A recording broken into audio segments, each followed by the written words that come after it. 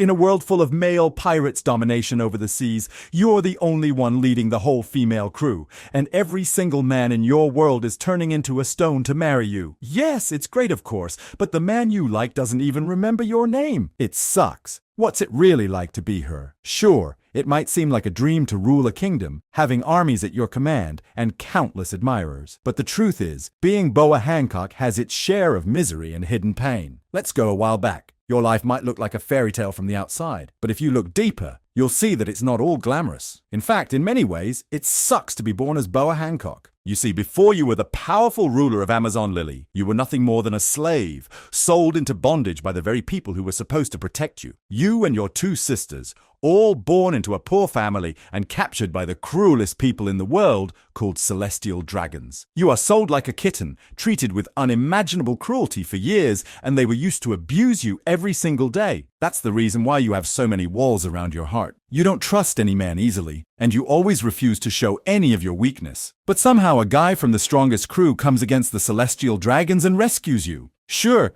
it seems like a dream to be one of the 7 warlords of the sea, commanding a vast army and having the ability to petrify anyone with a glance. You are surrounded by sycophants and soldiers who either worship you or fear you. But is there anyone who truly sees you as a person? What's worse is that, in your eyes, anyone who admires you is either a fool or a man who will fall victim to your beauty. You can't escape the fact that your strength makes it hard for her to trust people. So, technically, you are loved by others, and the one who loves you will be turned into a statue. On top of everything else, let's not forget the burden of ruling. As the Queen of Amazon Lily, you have the responsibilities that weigh heavily on your shoulders. You're tasked with overseeing the well-being of your people, maintaining order, and protecting your island from the dangerous world outside. It's funny that you can't even just sit back and enjoy your reign. No one could truly love a woman whose power was so overwhelming and so terrifying. Then a guy was thrown away by Kuma into your island, a pirate so different from the others. He didn't care about your beauty or her power. He didn't see you as a weapon or a ruler. For him, you are just another person. And that's it, you fall for that person. But guess what? After listening to his aim, you are so confused what to do. He suddenly says that he wants to rescue his brother from thousands of Marines. What a dumb guy. You are the only one who can help that. But having unconditional love for him, you agree to help him, standing in the face of the Marines, and then you realize something, a truth that you can no longer deny. No matter how powerful you are, no matter how much you try to hide it, you are not invincible. And in this moment, you must choose between the man you love and the world that will never let her be free. Yes, you started helping your man who never saw you as a queen. You just turned hundreds of other men into statues just to make his way clear.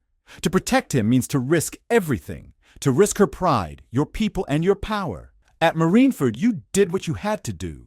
You fought, you protected, and you triumphed. But in the process, you confronted something even more difficult than the Marines. The truth about yourself. You are a woman who will never escape the chains of your past. You are a warrior, but at what cost? This is the cruelty of your existence. And at last, the next time you meet him, he doesn't even remember your full name. To be born as BOA Hancock is to live a life where love, power, and pain are inseparable. It is to exist in a world where no matter how strong you become, no matter how high you rise, you will always be haunted by the things you cannot control. At Marineford, she was not just a warrior. She was a woman caught between her past and her future. And in the end, even the greatest of warriors cannot escape the cost of their choices.